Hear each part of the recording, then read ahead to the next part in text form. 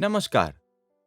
इस वीडियो में हम वजन, आकार और लंबाई को समझने की कोशिश करते हैं। आइए देखें।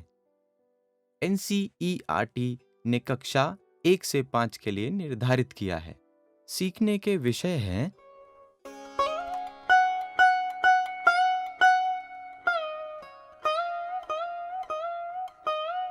जब एक बच्चा कक्षा 3 में पहुंचता है, तो वे माप की औपचारिक और अनौपचारिक इकाइयों से परिचित होंगे। अगली कक्षा में वे माप की औपचारिक इकाइयां सीखेंगे। इसके अलावा विभिन्न रूपांतरण centimetre, metre, litre, millilitre, kilogram, gram, चना और ऐसे अन्य शब्द, वे ये माप की प्रणालियों को समझते हैं। यदि बच्चों को इन अवधारणाओं को सीखना है, तो शिक्षकों को उन दोनों के बीच कुछ रखना होगा। बेहद जरूरी है कौन सी औपचारिक और कौन सी अनौपचारिक इकाइयां हैं मापने की, और उनके बीच में क्या फर्क है। औपचारिक प्रणालियां क्या हैं? हम उन्हें दैनिक उपयोग करते हैं। Centimetre, metre, kilometre, litre, millilitre आदि ये औपचारिक माप की इकाइयां हैं। शेरू, पाऊ, मोला ये सारी अनौपचारिक इकाइयां हैं। ये कुछ अनौपचारिक मापन की इकाइयां हैं। शिक्षकों को इन दोनों के फर्क के बीच में बात करनी होगी। फिर दूसरी बात, आयतन और वजन के बीच का अंतर। हम तरल पदार्थ मापने के लिए वॉल्यूम का उपयोग करते हैं और ठोस के लिए वजन का। आयतन दर्शाता है लिया गया स्थान और वजन द्रव्यमान से संबंधित है। हालांकि यह एक वैज्ञानिक व्याख्या है, लेकिन उन्हें अंतर बताना महत्वपूर्ण है। आगे बढ़ते हुए अगले विचार पर ध्यान देने की आवश्यकता माप की विभिन्न इकाइयों के रूपांतरण के बारे में है। हम उन्हें माप की विभिन्न इकाइयों के बारे में बताते हैं।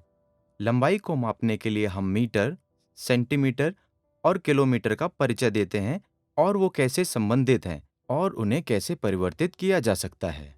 हमें उन्हें इन अवधारणाओं को सिखाना होगा।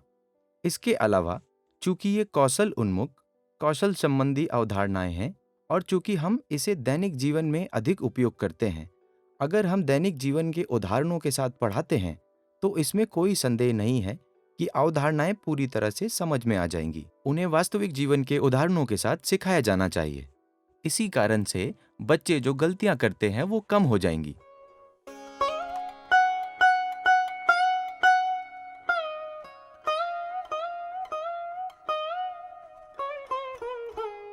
वजन और आकार की अवधारणा को सिखाने के लिए आइए हम अपनी किट से कुछ शिक्षण सहायक सामग्री का उपयोग करें। आइए इन्हें देखते हैं।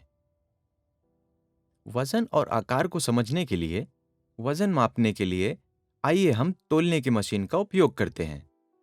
यहाँ हमें यह देखना होगा, यहाँ दो बर्तन हैं और सूचक यह पता लगाने में मदद करता है कि यह संतुलित है या नहीं।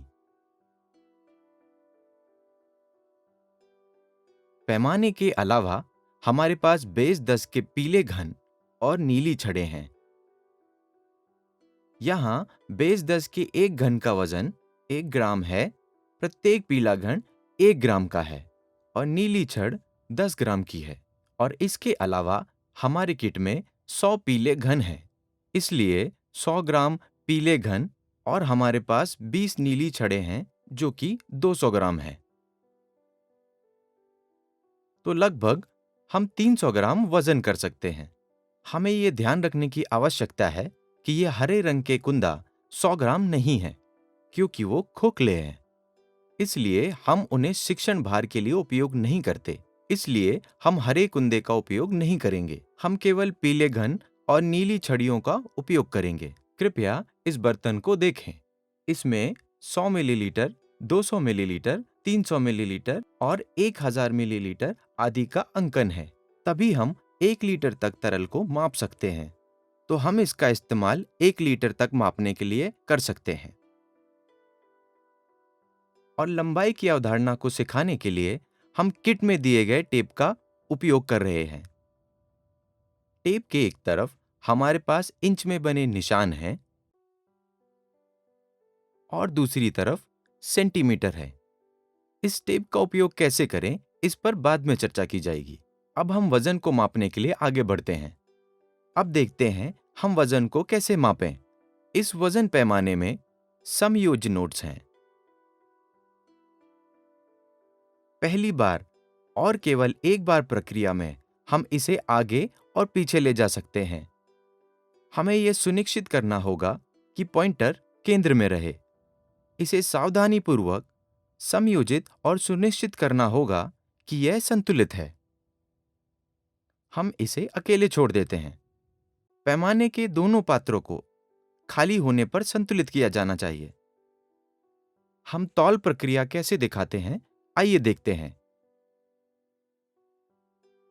मेरे पास कुछ एबेकस रिंग हैं और मैं उन्हें एक बर्तन में रखूंगा।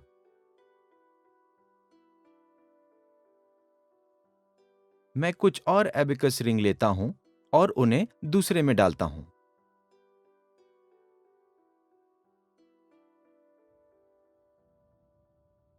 जो बर्तन भारी है वह नीचे चला गया है और हल्का बर्तन ऊंचा हो गया है और पॉइंटर एक तरफ झुक रहा है।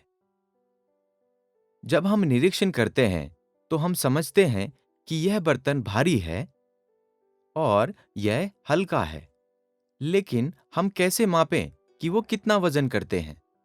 यहां हम भारी और हल्का की अवधारणा देख सकते हैं, जिसकी चर्चा पिछली कक्षा में की गई थी। हमने देखा है, हालांकि हम अभी तक औपचारिक इकाइयों में नहीं आए हैं। औपचारिक इकाइयां कौन सी हैं? हम उन्हें कैसे समझते हैं? बिंदु को देखने के लिए आइए हम मापें कि इस डिब्बे में रिंग कितने वजन करते हैं।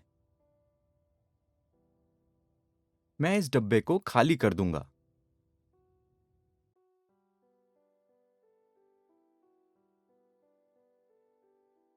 अब इस डिब्बे में, जैसा कि मैंने पहले बताया है, बेस 10 के पीले घन का प्रत्येक वजन 1 ग्राम है और बेस 10 के नीली छड़ों का वजन 10 ग्राम है और मैं एक बार में एक रखूंगा। आइए वजन देखते हैं।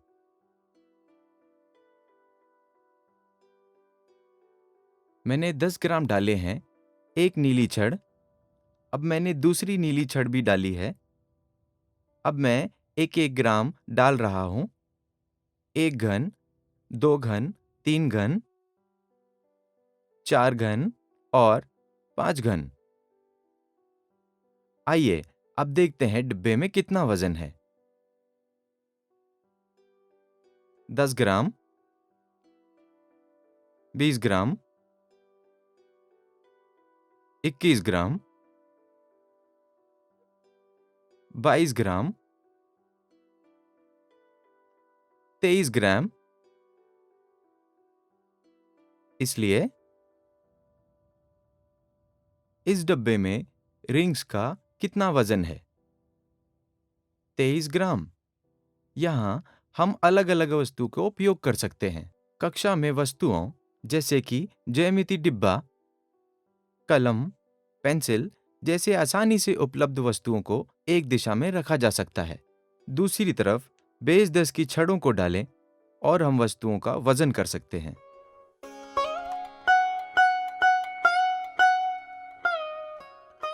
अब हम वजन कैसे जोड़ते हैं? आइए इसे भौतिक रूप में देखते हैं। मैंने कुछ अबेकस रिंग्स डब्बे में रखे हैं और इसका इस्तेमाल करने के लिए मैंने नीली छड़ें और बेस 10 के पीले घन का उपयोग किया है। मैंने 10 ग्राम, 20 ग्राम। अब मैं एक इकाई डालता हूं। 1 ग्राम, 2 ग्राम, 3 ग्राम, 4 ग्राम और 5 ग्राम। 5 अधिक प्रतीत होता है, इसलिए मैं 1 ग्राम निकालता हूं। अब दोनों पक्ष बराबर हैं। अब यह 23 ग्राम है। मैं इस 23 को अपनी कॉपी में लिख लेता हूं। कितने ग्राम? 23 ग्राम।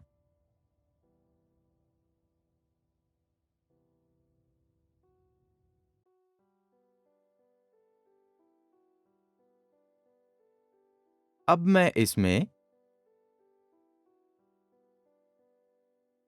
कुछ और एबेकस रिंग्स जोड़ूंगा। अब इसका कितना वजन है? देखते हैं मैं और कितना वजन रख सकता हूं। मैं 10 ग्राम की छड़ रखूंगा। यह भारी है, इसलिए मैं एक बार में 1 ग्राम रखूंगा। 1 ग्राम, 2 ग्राम, 3 ग्राम, 4 ग्राम, 5 ग्राम, 6 ग्राम, 7 ग्राम, 8 ग्राम, 9 ग्राम। अब दोनों डिब्बे बराबर हैं। तो मैंने और कितने ग्राम जोड़े हैं? 9 ग्राम जोड़ा गया है। हमारे पास पहले से ही 23 ग्राम थे और मैंने 9 ग्राम और रखे हैं। तो इस डिब्बे में वस्तुओं का कुल कितना वजन है? अबेकस रिंग्स का कुल कितना वजन है? यदि मैं इन दोनों को जोड़ता हूं, तो मुझे डिब्बे में सभी अबेकस रिंग्स का वजन मिलता है। यह कितना है? 32 ग्राम। क्या यह सही है? क्या हम वजन गिनेंगे? 10 ग्राम, 20 ग्राम, 21, 22, 23, 24, 25, 26, 27, 28, 29, 30, 31 और 32। और इस प्रकार हम वजन के जोड़ की अवधारणा दिखा सकते हैं ठोस प्रकार से। एक बार जब वे वजन की मूल अवधारणा को समझ जाते हैं, तो हम उन्हें अधिक वजन वाली समस्याएं दे सकते हैं और बता सकते हैं जोड़ना कैसे है। हम ठोस रूप में वजन कैसे घटा सकते हैं स्केल का इस्तेमाल करके। चलिए देखते हैं। मैंने यहाँ कुछ रिंग्स रखे हैं और मुझे पता है कि कुल वजन 32 ग्राम है। अब मैं कुछ रिंग्स निकालूंगा। अब हम देख सकते हैं वजन इस तरफ अधिक है, इसलिए मैं एक ग्राम वजन कम करूंगा। इससे पहले हमारे पास कितना वजन था? 32 ग्राम। मैंने इसे लिख लिया है। अब मैं एक ग्राम निकालूंगा। मैंने 1 ग्राम निकाल दिया है। 2 ग्राम, 3 ग्राम, 4 ग्राम और 5 ग्राम और 6 ग्राम निकाल दिए हैं। यह अभी भी बराबर नहीं है, इसलिए एक और।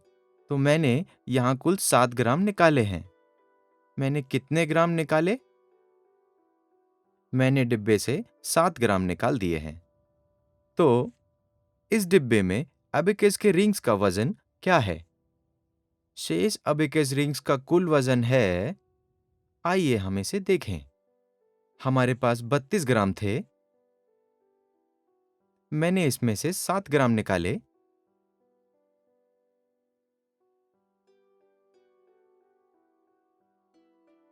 कितने ग्राम बचे हैं? 25 ग्राम बचे हैं। क्या हम सत्यापित करेंगे कि यह सही है? 10 ग्राम, 20 ग्राम, 21, 22, 23, 24, 25 ग्राम। हमारे पास कितना था? 32 ग्राम। मैंने कुछ रिंग्स निकाले, तो क्या बचता है? 25 ग्राम। इस तरह हम ठोस प्रणाली और स्केल का उपयोग करके और भौतिक वस्तुओं का उपयोग करके हम वजन जोड़ने और घटाने की अवधारणा को पेश कर सकते हैं। जब बच्चों को यह अवधारणा स्पष्ट होगी, तो अगली कक्षाओं में हम उन्हें उच्च भार दे सकते हैं और बुनियादी कार्यों को पूरा करने में मदद कर सकते हैं।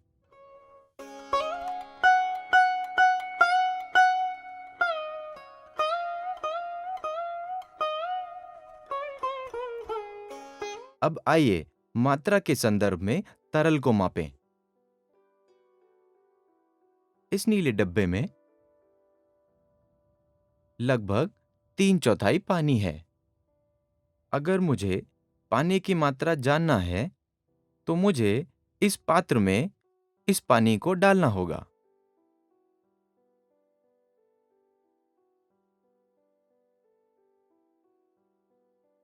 यह 100 मिलीलीटर तक आ गया है और भी जो कुछ बचा है, मैं उसे पूरी तरह डाल दूंगा।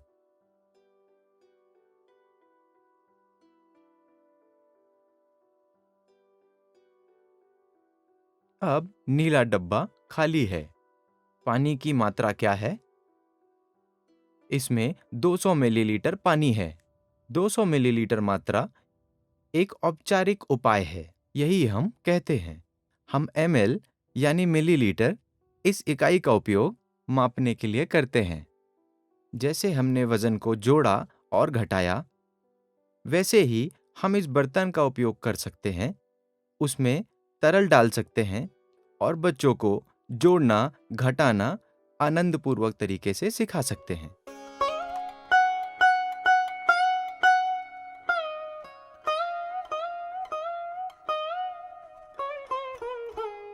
हमने देखा हम तराजू को कैसे माप सकते हैं। अब देखते हैं लंबाई को कैसे माप सकते हैं। मैं इस प्रयोजन के लिए किट में दिए गए टेप का इस्तेमाल करूंगा। देखते हैं हम इसे कैसे इस्तेमाल कर सकते हैं। इस टेप में एक तरफ सेंटीमीटर है और दूसरी तरफ इंच केंद्रित है। हम इसे कैसे इस्तेमाल करें? मेरे पास एक वस्तु है।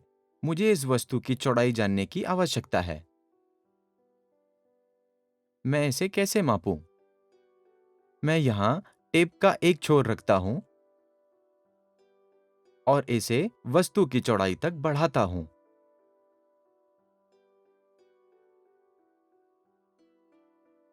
अब हम जानते हैं कि चौड़ाई 10 सेंटीमीटर है। अब हम इसे इंच में मापते हैं। आइए, इंच में इसकी चौड़ाई क्या है? 4 इंच।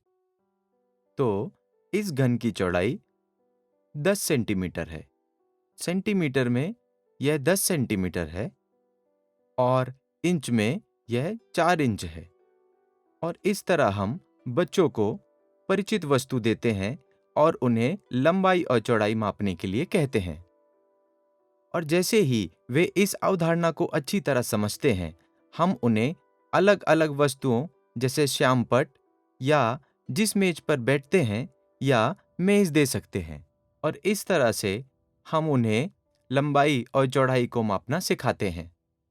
अब आइए हम देखते हैं कि हम रूपांतरण को कैसे सिखा सकते हैं। उदाहरण के लिए, मैं एक कक्षा में बैठा हूं। मैं सामने की मेज पर बैठा हूं। पहले मेज से ब्लैक बोर्ड, शिक्षक इसके पास खड़ा है, तो इसकी दूरी क्या है? मैं उसे सेंटीमीटर में माप सकता हूं, क्योंकि ये दूरी कम है, क्योंकि ये बहुत पास में है। क्या होता अगर ये 100 सेंटीमीटर होता? 100 सेंटीमीटर 1 मीटर हो जाता है। अगर हम मीटरों को जोड़ते रहें, तो 1000 मीटर में 1 किलोमीटर होंगे। जब मैं पहली मेज से ब्लैक बोर्ड तक एक कक्षा में बैठता हूं, अगर यह लगभग 250 से 300 सेंटीमीटर है, तो कक्षा से स्कूल परिसर तक की दूरी क्या होगी? मैं इसे कैसे माप सकता हूं? कक्षा से स्कूल परिसर लगभग 100 मीटर का होगा। अगर मैं इसे सेंटीमीटर में मापता हूं, तो यह दूरी लंबी हो जाएगी। इसलिए मैं बड़ी इकाई का उपयोग करता हूं, सेंटीमीटर से बड़ी मीटर। मैं सेंटीमीटर को मीटर में बदलूंगा और मीटर में मापूंगा। इसी तरह मेरे स्कूल से मेरे घर की दूरी क्या है? अगर मुझे उसे मापना है, स्कूल से घर तक 1.5 किलोमीटर यानी 1500 मीटर दूर है। जब दूरी 1000 मीटर तक बढ़ जाती है, तो हम एक बड़ी इकाई का उपयोग करते हैं जो मीटर से बड़ी है। कौन सी इकाई है? किलोमीटर। हम इसे किलोमीटर में परिवर्तित करते हैं और मैं किलोमीटर में अपने स्कूल और घर के बीच की दूरी को माप सकता हूँ। तो इस तरह हम उन्हें विभिन्न इकाइयों में दूरी को मापने की अवधारणा से परिचित कराते हैं और बच्चों को यह बताना जरूरी है कि वो कैसे एक दूसरे से संबंधित हैं। शुरू करने के लिए हमने उनसे कहा, टेप का उपयोग करके छोटी वस्तुओं को मापा जाना चाहिए। हमने ऐसा क्यों कहा? ऐसा इसलिए है क्योंकि जब बच्चे कुछ मापते हैं तो वे टेप को कैसे पकड़ते हैं, वे कहाँ से मापना शुरू करते हैं, ये बेहद महत्वपूर्ण है। चूंकि यह उनके कौशल से संबंधित है, चूंकि वे अवधारणा का बहुत बार उपयोग करते हैं, उन्हें अवधारणा की ठोस समझ होनी चाहिए। इसलिए उन्हें इसे सही तरीके से करना होगा। यही कारण है कि हम उन्हें पहले छोटी वस्तुओं को मापने के लिए कहते हैं, बाद में उन्हें बड़ी वस्तुएं देते हैं। इस तरह वो छोटे वस्तु से बड़े वस्तुओं की तरफ जाते हैं।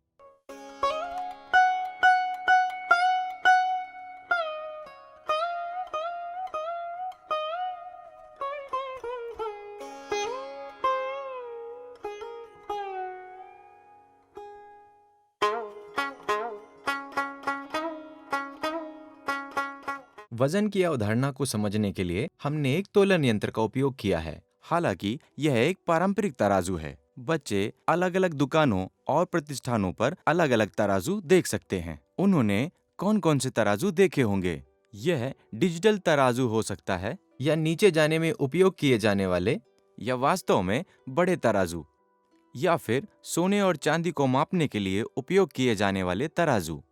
छोटे वाले जो मिलीमीटर माप सकते हैं, या जो लॉरियों का वजन करते हैं, पुलों का वजन करते हैं। ये सभी अलग अलग उपकरण हैं जिनका वजन के लिए उपयोग करते हैं। ये तराजू हैं, लेकिन वे विभिन्न इकाइयों को मापते हैं। वो वजन को अलग अलग इकाइयों में मापते हैं। हम देख सकते हैं कि क्या बच्चे इन सभी साधनों से परिचित हैं।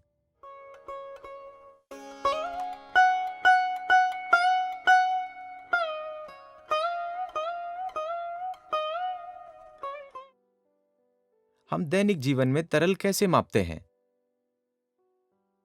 जब हम दूध खरीदते हैं तो यह आधा लीटर या एक चौथाई या 1 लीटर हो सकता है।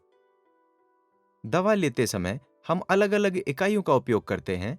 हम 5 ml, 10 ml और ऐसे छोटे मापने के उपकरण उपयोग करते हैं। और प्रयोगशाला में हम उपकरणों के एक पूरी तरह से अलग सेट का उपयोग करते हैं। इकाइयाँ मिलीलीटर या लीटर हो सकती हैं, लेकिन मापी गई चीजें अलग हैं। इसलिए अलग कार्यों के लिए अलग उपकरण उपयोग करते हैं। बच्चों को ऐसी वस्तुओं से परिचित कराना आवश्यक है। उन्हें इन्हें दैनिक जीवन में इस्तेमाल करना है। बच्चों को ऐसी चीजों से अवगत कराना जरूरी है। Petrol pump. जब देश अंतर्राष्ट्रीय बाजारों से पेट्रोल खरीदते हैं तो इसे बैरल में मापते हैं। जब हम किसी दुकान से तेल खरीदते हैं तो हम इसे लीटर या मिलीलीटर में मापते हैं। हालांकि ये सभी तरल पदार्थ हैं, माप की इकाइयां अलग हैं। इसके लिए छात्रों को जागरूक होने की जरूरत है।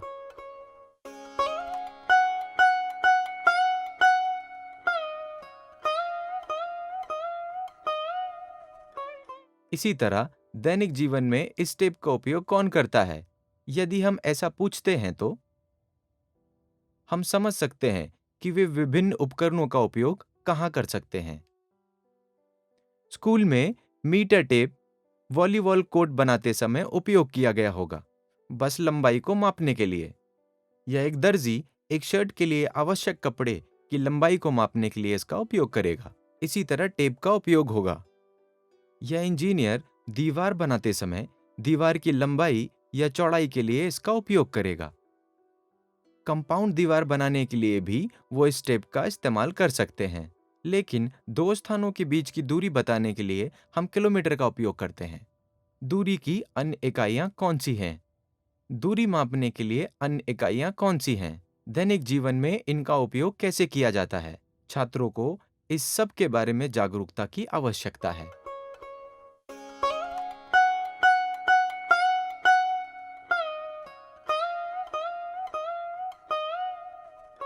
अगर हमें लंबाई और आयतन आदि की माप की अवधारणा सिखानी है, तो उन्हें कुछ गलतफहमी हो सकती है। आइए हम उनमें से कुछ देखते हैं। इसमें बार बार होने वाली गलतियां हैं। पहला, जब वे एक इकाई से दूसरी इकाई में परिवर्तित करते हैं, तो उन्हें संदेह होता है या वे गलतियां करते हैं। उदाहरण के लिए, वे 100 मिलीलीटर को 1 लीटर लिख सकते हैं, या 1 लीटर के लिए 1000 मिलीलीटर कहने की बजाय वे 1000 लीटर लिख सकते हैं। विभिन्न इकाइयों को परिवर्तित करते समय वे भ्रमित हो जाते हैं। हम इसे कैसे सही कर सकते हैं? यदि हम उन्हें दैनिक जीवन से अधिक उदाहरण देते हैं और यदि वे इसका अभ्यास करते हैं, तो भ्रम और संदेह से बचा जा सकता है। एक और सामान्य गलती, परिवर्तित करते समय बड़ी इकाई से एक छोटी इकाई में परिवर्तन करना। उदाहरण को, यदि हम 1.5 लीटर लिखते हैं, तो वे समझ जाते हैं कि यह 1.5 लीटर है। वे जानते हैं कि 500 मिलीलीटर आधा लीटर होता है। इसलिए जब हम 0.5 लिखते हैं, तो उन्हें इसे 500 मिलीलीटर के रूप में बदलना होगा। कई यात्राएं हैं यहाँ। इसलिए यदि रूपांतरण ठीक से पढ़ाया जाता है और यदि उनके पास दशमलव बिंदु के बारे में स्पष्ट विचार हैं, तो वे इस गलती को करने की संभावना नहीं रखते हैं। और तीसरी बात यह है, बहुत से बच्चे गलत मापन इकाई इस्तेमाल करते हैं। वे इकाइयों के बारे में संभ्रमित होते हैं, विशेष रूप से समय परिवर्तित करते समय। 1 मिनट के लिए 60 सेकेंड या 60 मिनट 1 घंटा बनाते समय वे इसे परिवर्तित कर पाते हैं, लेकिन लंबाई, वजन और मात्रा की इकाइयों को परिवर्तित करते समय हम दशमलव रूपांतरण विधि का उपयोग करते हैं, केवल अगर ये अवधारणाएं स्पष्ट हैं, तो बच्चे ये गलतियां नहीं करेंगे। अगर ये 2 अवधारणाएं स्पष्ट है, तो बच्चे इस प्रकार की गलतियां नहीं करेंगे। इस वीडियो में हमने देखा कि बच्चों को वजन, आकार और लंबाई की अवधारणाएं कैसे मजेदार तरीके से सिखाई जा सकती हैं। धन्यवाद।